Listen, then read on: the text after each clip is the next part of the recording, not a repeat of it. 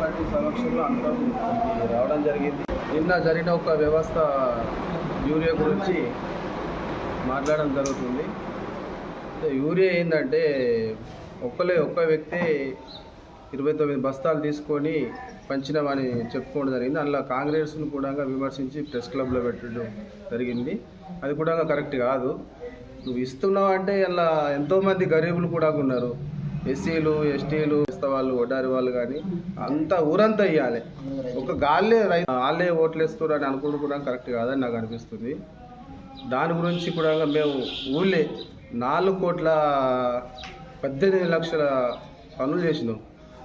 దాని వెహికల్ చూస్తే ఇది ఎంతో కాదు, ఇది ఒక బస్తాకు 230 రూపాయలు. దాన్ని నువ్వు 230 రూపాయలు ఇచ్చాయంటే ఒక మాట 6-7 ఖర్చు పెట్టి మా కాంగ్రెస్ విమర్శించుడు ఈ పద్ధతి మానుకుంటే చాలా మంచిది.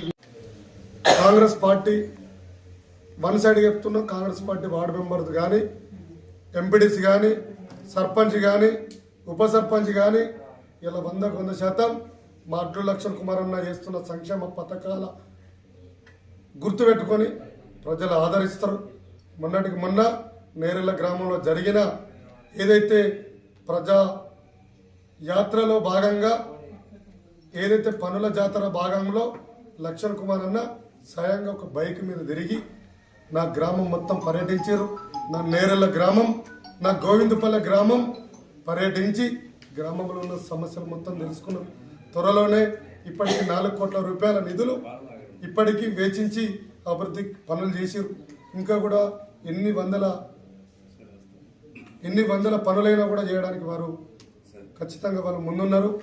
కాబట్టి లక్ష్మణ్ కుమార్ అన్న చేస్తున్న కృషిని దృష్టిలో పెట్టుకొని కాంగ్రెస్ పార్టీ మేమందరం ఖచ్చితంగా మేము చేస్తున్న అభివృద్ధి కార్యక్రమాలకు అండగా ప్రతి ఒక్కరు మేము రానున్న రోజులలో నేరెళ్ళ గ్రామంలో అధికారంలో ఉంటాం.